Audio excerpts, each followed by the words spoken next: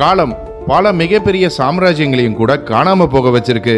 இது உலகை வென்ற அலெக்சாண்டர் தி கிரேட்டாக இருந்தாலும் கூட சரி, இந்தியாவை பல ஆண்டுகளுக்கு ஆண்ட ஈஸ்ட் இந்தியா கம்பெனிக்கும் இது போல ஒண்ணுதான் நடந்தது. ஒரு காலத்துல இந்த ஈஸ்ட் இந்தியா கம்பெனி வெறும் வர்த்தகம் மட்டும் செய்யல, கிழக்குல இருந்த பல பெரிய நாடுகளின் அரசியும் இது ஆண்டது.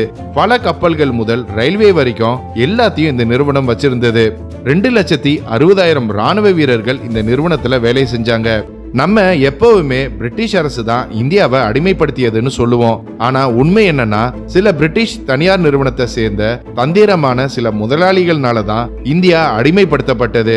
இத பத்தி நம்ம முழுசா புரிஞ்சுக்க 16ஆம் நூற்றாண்டுல இருந்து ஆரம்பிப்போம். உலக வர்த்தகத்துல 25% பொருட்கள் இந்தியாவில இருந்து உற்பத்தி செய்யப்பட்டதனால அன்றைய காலத்துல இந்தியா பேர்ட் ஆஃப் கோல்ட், அதாவது தங்க பறவைன்னு வெளிநாட்டினர்னால அழைக்கப்பட்டது. இந்த காலத்துல முகலாய பேரரசர் ஜலால் உத்தீன் முகமது அக்பர், அதாவது அக்பர் தி கிரேட், டெல்லியை ஆட்சி செஞ்சுக்கிட்டு இருந்தாரு. இவரு உலக பணக்கார மன்னர்கள்ல ஒருவராகவும் யோசிக்கிறதுல நரியை போல தந்திரக்காரராகவும் இருந்தாரு. 16ஆம் நூற்றாண்டுல வட இந்தியாவில இருந்த முக்காவாசி இந்தியாவை முகல் பேரரசும், தெற்கு இந்தியாவை சில மன்னர்களும் ஆட்சி செஞ்சுக்கிட்டு இருந்தாங்க. இந்தியா பொருளாதார ரீதியாக மிகவும் நிலையான நாடாக இருந்ததுனால உலகம் முழுவதிலும் இருந்து வெளிநாட்டினர் இந்தியாவுக்கு வந்தாங்க. இந்த காலகட்டத்துல பிரிட்டனை குவீன் எலிசபெத் I ஆட்சி செஞ்சாங்க மற்றும் பிரிட்டன் உள்நாட்டு போர்ல இருந்து மீண்டுகிட்டு வந்தது. பிரிட்டனோட பொருளாதாரம் விவசாயத்தை சார்ந்து இருந்ததுனால உலக உற்பத்தியில 3% மட்டுமே இவங்கனால உற்பத்தி செய்ய முடிஞ்சது. போர்ச்சுகல், டச் மற்றும் ஸ்பெயின் ஆகிய நாடுகள் பிரிட்டனை விட வணிகத்துல முன்னிலையில இருந்தாங்க. இன்னொரு பக்கம் பிரிட்டிஷ் பைரட்ஸ், அதாவது கடற்கொள்ளையர்கள், டச், போர்ச்சுகல் மற்றும் ஸ்பானிஷ் வணிக கப்பல்களை கொள்ளையடிக்கிறது மூலம் அதிக லாபம் அடைஞ்சாங்க. ஏன்னா டச், போர்ச்சுகீஸ் மற்றும் ஸ்பானிஷ் சரக்கு கப்பல்கள்ல கிடைச்ச சரக்குகள் உயர்தர மசாலா பொருட்களாக இருந்தது. பிரிட்டிஷ் இந்த சரக்குகளை தேடி உலகம் முழுவதும் பயணம் செய்ய விரும்பினாங்க. இந்த காலத்துல மசாலா பொருட்கள், குறிப்பா கருப்பு மிளகு ரொம்ப உயர் மதிப்புள்ள பொருளாக இருந்தது. வணிகர்கள் இத கருப்பு தங்கம்னு அழைக்கும் அளவுக்கு வலுவான தாக்கத்தை இது ஏற்படுத்தியது. ஸ்பானிஷ், போர்ச்சுகீஸ் மற்றும் டச் ஸ்பைசஸின் உலக வர்த்தகத்துல அதிக கட்டுப்பாட்டை வச்சிருந்தாங்க. சொல்ல போனா பிரிட்டிஷ்கே இவங்க தான் இந்த ஸ்பைசஸ்களை சப்ளை பண்ணாங்க. 1583ல ரால்ஃப் ஃபிட்ச்ங்கிற பிரிட்டிஷ் ஓயேஜர் இந்திய பெருங்கடல், மெசபொட்டேமியா, பெர்ஷியன் கல்ஃப் மற்றும் தென்கிழக்கு ஆசியா வழியா பயணிக்கும் போது இந்தியாவின் பொருளாதாரத்தை பத்தி கேள்விப்பட்டாரு.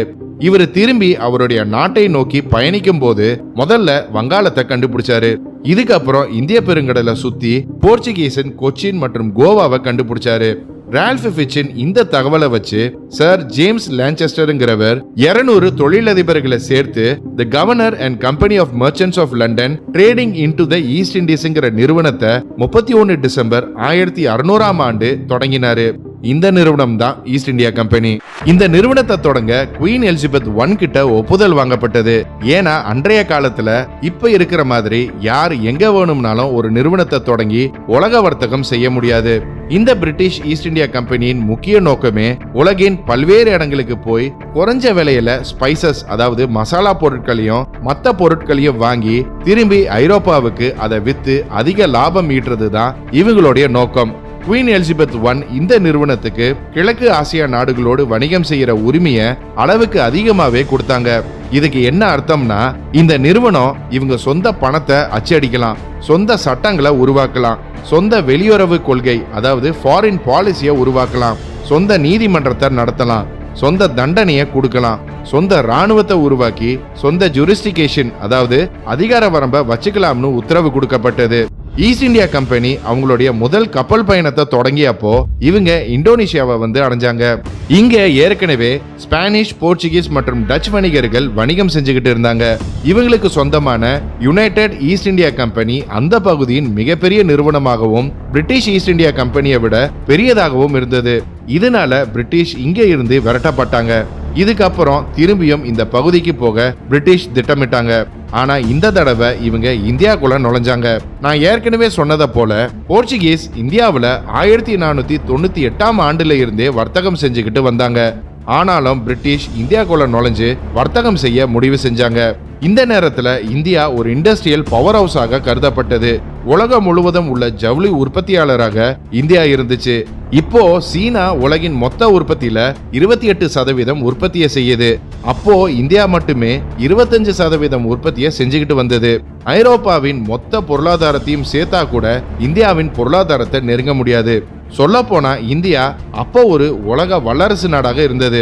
அதே சமயம் பிரிட்டன் ஒரு ஏழை நாடாக இருந்தது. இது மட்டும் இல்ல, முகலாயர்களும் ரொம்ப சக்தி வாய்ந்தவங்களா இருந்தாங்க. இத புரியுற மாதிரி சொல்லணும்னா, முகல் பேரரசர் அக்பர் 1605ஆம் ஆண்டு இறந்து போனாரு. இவருக்கு அப்புறம் இவருடைய மகன் ஜஹாங்கீர் இந்தியாவை ஆட்சி செஞ்சாரு. அக்பர் இறந்து போகும்போது 5000 யானைகள், 12000 குதிரைகள், 1000 சிறுத்தைகள், 10 கோடி ரூபாய் மதிப்புள்ள காசு, 500 கிலோ தங்க நாணயங்கள், 200 கிலோ தங்கம், 370 கிலோ வெள்ளி மற்றும் 3 கோடி ரூபாய் மதிப்புள்ள நகைகளை விட்டுட்டு போனாராம். அந்த காலத்துல இவ்வளவு செல்வம் சீனாவின் மிங் டைனஸ்டி கிட்ட மட்டுமே இருந்தது. சரி, இப்போ விஷயத்துக்கு வருவோம். 24 ஆகஸ்ட் 1608ஆம் ஆண்டுல ஈஸ்ட் இந்தியா கம்பெனியின் diplomat sir William Hawkins Surat துறைமுகத்துல முதல் தடவையா காலடி எடுத்து வச்சாரு. இவரு கால் வச்ச அந்த நேரம் உலகின் பணக்கார நாடுகள்ல ஒன்னாக சொல்லப்படும் பிரிட்டனை விட 20 மடங்கு பெரிய நாடான இந்தியாவை இந்த நிறுவனம் நேரடியா ஆள போகுதுன்னு யாருமே அப்ப நினைச்சு பார்க்கல. போர்ச்சுகீஸ் வணிகர்கள் ஏற்கனவே நீண்ட காலமா இந்தியாவுல வர்த்தகம் செஞ்சுக்கிட்டு வந்தாங்க. மேலும் அவங்க முகலாயர்களோடு நல்ல உறவிலையும் இருந்தாங்க. போர்ச்சுகீஸை எதிர்த்து இந்தியாவுல வர்த்தகம் செய்யணும்னா கண்டிப்பா முகலாயர்களின் அனுமதி வேணும்னு வில்லியம்க்கு நல்லாவே புரிஞ்சது. வில்லியம் முகல் பேரரசர் ஜஹாங்கீரை சந்திச்சாரு. அவருக்கு ரொம்ப விலையுயர்ந்த பரிசுகளையும் வழங்கினாரு. ஆனா ஜஹாங்கீர் வில்லியமை பெருசா பொருட்படுத்தல. ஏன்னா போர்ச்சுகீஸ் வணிகர்களோடு இருக்கும் நல்ல நட்பை கெடுத்துக்க ஜஹாங்கீர் விருப்பப்படல. 24 மார்ச் 1603ல குவீன் எலிசபெத் I பிரிட்டன்ல இறந்தாங்க. அதே நாள் கிங் ஜேம்ஸ் இங்கிலாந்தின் மன்னராக ஆனாரு. ஈஸ்ட் இந்தியா கம்பெனியின் டைரக்டர்ஸ் கிங் ஜேம்ஸை சந்திச்சு ஒரு அபிஷியல் டிப்ளமேட்டை இந்தியாவுக்கு அனுப்புமாறு கேட்டாங்க. செப்டம்பர் 18, 1615ல சர் தாமஸ் ரோவுங்கிற இங்கிலாந்து அம்பாசிடர் ஜஹாங்கீரை சந்திச்சு இங்கிலாந்துடனான வர்த்தகத்தின் நன்மைகளை பத்தி விளக்கினாரு. தாமஸின் கருத்தை புரிஞ்சுக்கிட்ட ஜஹாங்கீர் 3 வருட முயற்சிக்கு அப்புறம் ஈஸ்ட் இந்தியா கம்பெனி ஒரு குறிப்பிட்ட பகுதியில இந்தியாவுல வர்த்தகம் செய்யலாம்னு அனுமதியை வெளியிட்டாரு. இதுக்கு அப்புறம் தான் ஈஸ்ட் இந்தியா கம்பெனி இந்தியாவுக்குள்ள தன்னோட முழு வேலையை காட்ட தொடங்கியது. சூரத்ல ஈஸ்ட் இந்தியா கம்பெனியின் முதல் ஃபேக்டரி திறக்கப்பட்டது. இதுக்கப்புறம் இவங்க கோல்கொண்டா சுல்தானை அணுகி ஆந்திராவின் மச்சிலிப்பட்டினம்ல வர்த்தகம் செய்ய அனுமதி கேட்டாங்க. இங்க இவங்களுடைய 2வது ஃபேக்டரி திறக்கப்பட்டது. இதுக்கப்புறம் 1620ல பட்னாவில 3வது ஃபேக்டரியை திறந்தாங்க. ஆரம்பத்துல ஈஸ்ட் இந்தியா கம்பெனிக்கு பெரிய வரவேற்பு இல்லைனாலும் அடுத்த 20 ஆண்டுகள்ல இவங்களுடைய வர்த்தகம் அளவு மிக விரைவா அதிகரிச்சது. அதே சமயம் இவங்க எங்க வர்த்தகம் செய்யறாங்களோ அந்த பகுதி வளர்ச்சியும் கண்டது. இதனால மக்கள் அந்த பகுதிக்கு குடியேறினாங்க. இதுக்கப்புறம் 1640ல விஜயநகர பேரரசு ரொம்ப பலவீனம் அடையறத பிரிட்டிஷர்ஸ் உணர்ந்தாங்க. இது வரைக்கும் பிரிட்டிஷர்ஸ் இந்தியாவுல உள்ள எந்த ராஜ்யத்தையும் எதிர்த்து சண்டை போடல. அந்தந்த பகுதி மன்னர்கள் கிட்ட வர்த்தகம் செய்யறதுக்கான விருப்பங்களை மட்டுமே வெளிக்காட்டினாங்க. ஈஸ்ட் இந்தியா கம்பெனி கூட செய்யும் வர்த்தகம் பலன்களை கேட்டு விஜயநகர மன்னர் அவங்களுக்கு 3 மைல் நீளமான மீனவ கிராமத்தை கொடுத்தாரு. இந்த கிராமத்தின் பேர் தான் மெட்ராசப்பட்டினம். ஏராளமான மக்கள் வணிகத்துல ஈடுபட்டதுனால இந்த பகுதியை மன்னர் பிரிட்டிஷர்ஸ்க்கு வழங்கினாரு. இந்த பகுதியை பெற்ற உடனே பிரிட்டிஷர்ஸ் கோட்டைகளை கட்டவும் உள்கட்டமைப்பை மேம்படுத்தவும் தொடங்கினாங்க. சில கோட்டைகளுக்கு பிரிட்டிஷர்ஸின் பேரும் வைக்கப்பட்டது. உதாரணத்துக்கு போர்ட் சென்ட் ஜார்ஜ்னு பேர் வைக்கப்பட்டது. இதுதான் இப்போ சென்னையில உள்ள செக்ரட்டேரியட்டுக்கு பக்கத்துல இருக்கு. 1662ஆம் ஆண்டு போல சார்ல்ஸ் II இங்கிலாந்தின் மன்னராக ஆனாரு மற்றும் இவரு போர்ச்சுகீஸ் குவீன் கேத்ரீனை மணந்தாரு. இதனால இவரு இந்தியாவுல உள்ள ஒரு தீவை வரதட்சணையா பெற்றாரு. அது போர்ச்சுகீஸ்னால முன்னாடி ஆக்கிரமிக்கப்பட்டு இருந்தது. இந்த தீவோட பேர் தான் மும்பை. இதுதான் இன்றைய மும்பை. இந்த பகுதி ஈஸ்ட் இந்தியா கம்பெனிக்கு வரதட்சணையா வந்ததுக்கு அப்புறம் ஈஸ்ட் இந்தியா கம்பெனி மும்பைல வர்த்தகம் செய்ய ஆரம்பிச்சாங்க. இந்த காலத்துல இந்தியாவின் எல்லா துறைமுகங்களிலும் ஈஸ்ட் இந்தியா கம்பெனி வணிகம் செஞ்சது. ஏன்னா முகலாயர்கள் இவங்கள மெயின்லேண்டுக்குள்ள நுழைய விடாம வச்சிருந்தாங்க. இந்த காலகட்டத்துல ஜஹாங்கீருக்கு அடுத்து அவருடைய மகன் ஷாஜகானும் இவருக்கு அடுத்து இவருடைய மகன் அவுரங்கசீப் முகல் மன்னராக ஆட்சியில இருந்தாரு.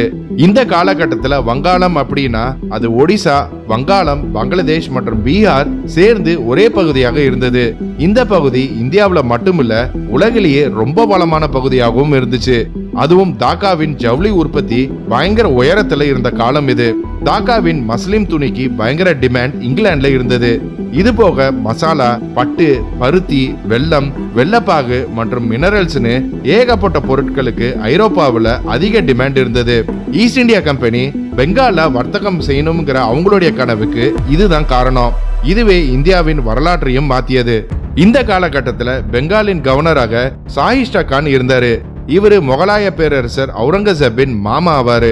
இவருக்கு ஈஸ்ட் இந்தியா கம்பெனியை பெருசா பிடிக்காது.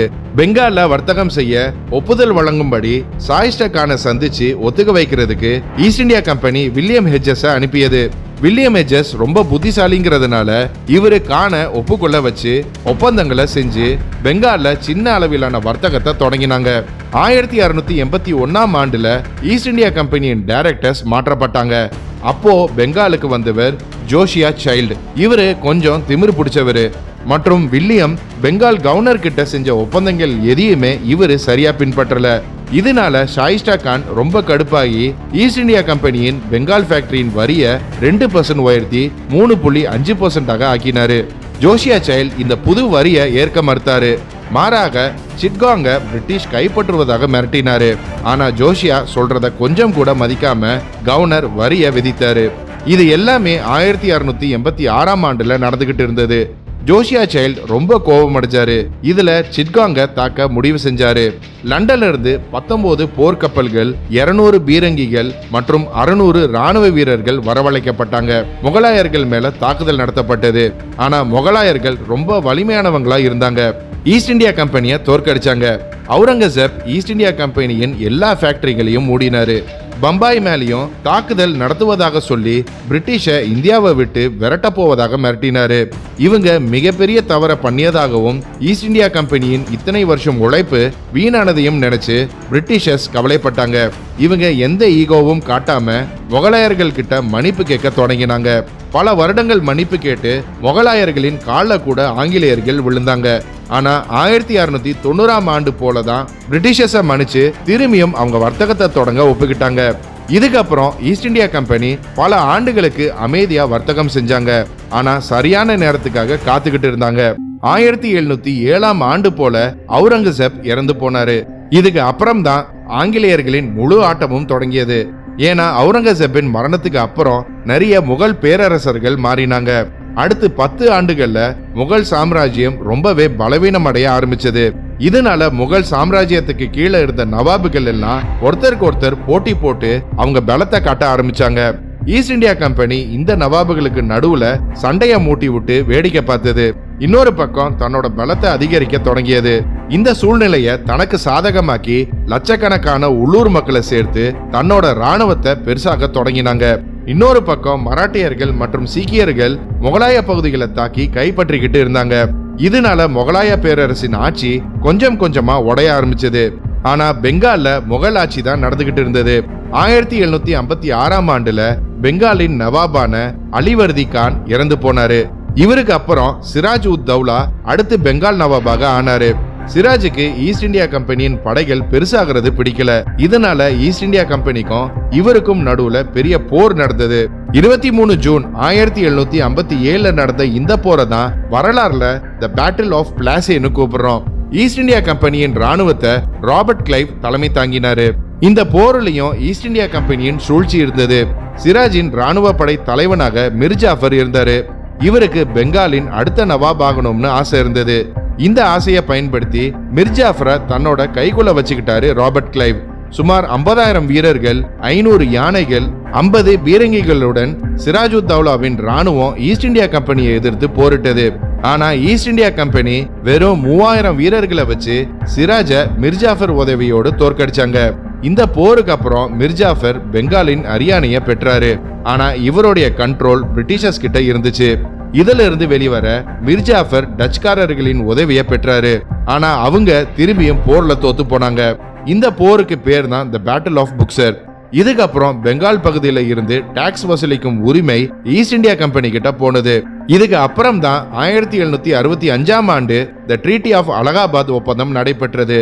இதுல ராபர்ட் கிளைவ் பெங்காலின் கவர்னராக ஆனாரு. இதனால பீகார், ஒடிசா மற்றும் பெங்கால்ல இருந்து வந்த டாக்ஸ் ஈஸ்ட் இந்தியா கம்பெனிக்கு நேரடியாக போக ஆரம்பிச்சது. இப்படி இந்தியா நாட்டுக்கு வந்து இந்திய மக்கள் கிட்ட இருந்து வசூலிக்கப்பட்ட வரி பணம் ஈஸ்ட் இந்தியா கம்பெனி கிட்ட இருந்து பிரிட்டனுக்கு போக ஆரம்பிச்சது. இது வரைக்கும் லாபத்துக்காக வியாபாரம் செஞ்சுக்கிட்டு வந்த ஈஸ்ட் இந்தியா கம்பெனி அவங்க பிசினஸ் மாடலை மாத்தி அவங்க கவனத்தை முழுமையா வரி வசூலிக்கிறதுக்கு மாத்தினாங்க. வட இந்தியா முழுவதும் பிரிட்டிஷ் ஈஸ்ட் இந்தியா கம்பெனியின் ஆட்சிக்கு கீழே இருந்தது. தென்னிந்தியால மைசூர், சில தமிழ்நாட்டு பகுதி மற்றும் மலபார் கோஸ்ட் எல்லாம் மைசூர் மகாராஜாவின் கட்டுப்பாட்டுல இருந்தது. மைசூரின் மகாராஜாவாக ஹைதர் அலியும் அவருடைய மகன் திப்பு சுல்தானும் இருந்தாங்க. 1761 மைசூர் சாம்ராஜ்யத்துக்கும் ஈஸ்ட் இந்தியா கம்பெனிக்கும் இடையில போர் நடந்தது. இதுல ஈஸ்ட் இந்தியா கம்பெனி தோற்கடிக்கப்பட்டது. திரும்பியும் 1780 இன்னொரு போர் நடந்தது. இந்த போர்ல ஹைதர் அலி இறந்ததுனால மைசூருக்கு திப்பு சுல்தான் மகாராஜாவாக ஆனாரு. பிரெஞ்சு வணிகர்களோடு நல்ல நட்பை ஏற்படுத்தி திப்பு சுல்தான் அவருடைய ராணுவத்தை நவீனப்படுத்தி வச்சிருந்தாரு. அதே நேரத்துல மராட்டியர்கள் டெல்லி வழியா உலகம் முழுவதையும் ஆள விரும்பினாங்க. இதுக்கப்புறம் ஈஸ்ட் இந்தியா கம்பெனி மராட்டியர்கள் மற்றும் ஹைதராபாத் நிசாமின் உதவியோடு 1799 ஆண்டு 4வது தடவையா தாக்கினாங்க. இதுல திப்பு சுல்தான் இறந்து போனாரு. இததான் வரலாறுல தி சீஜ் ஆஃப் ஸ்ரீரங்கப்பட்டினம்னு கூப்பிடுறோம். இந்த போருக்கு அப்புறம் east India company Tipu Sultan கிட்ட இருந்து 2 மில்லியன் யூரோ பொக்கிஷங்கள், அதாவது இன்னைக்கு தேதிக்கு 1800 கோடி மதிப்புள்ள தங்கத்தை எடுத்தாங்க. 1803 ஆண்டு போல ஈஸ்ட் இந்தியா கம்பெனி முகலாயர்கள் கிட்ட இருந்து டெல்லியை கைப்பற்றியது. டெல்லியை கைப்பற்றியதுக்கு அப்புறம் மராட்டியர்களுக்கும் ஈஸ்ட் இந்தியா கம்பெனிக்கும் இடையில நடந்த போர்ல மராட்டியர்கள் தோற்கடிக்கப்பட்டாங்க. இவங்களை தொடர்ந்து சீக்கியர்களும் தோற்கடிக்கப்பட்டாங்க. இதனால பஞ்சாப் பகுதியும் ஈஸ்ட் இந்தியா கம்பெனிக்கு கீழே வந்தது. 1847 ஆண்டு East India company doctrine of லேப்ஸ்ங்கிற கோட்பாட்டை கொண்டு வந்தாங்க. இந்த கோட்பாட்டின்படி ஆண் வாரிசு இல்லாத எந்த ராஜ்யமும் மன்னர்கள் இறந்ததுக்கு அப்புறம் அந்த பகுதி ஈஸ்ட் இந்தியா கம்பெனிக்கு கீழே வந்துரும்னு சொன்னாங்க.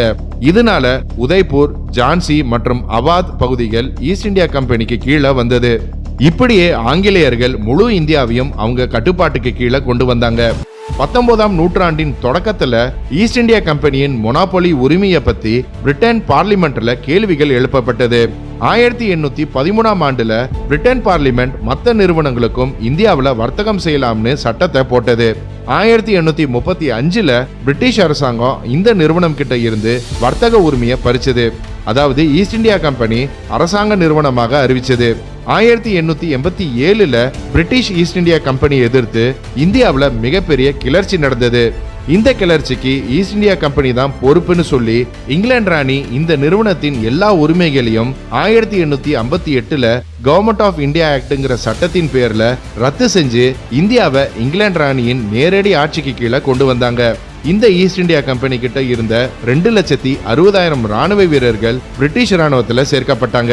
இறுதியா கிட்டத்தட்ட ஒரு நூற்றாண்டு காலம் இந்தியாவை அடிமைப்படுத்தி வச்சிருந்த ஈஸ்ட் இந்தியா கம்பெனி 1874 கலைக்கப்பட்டது.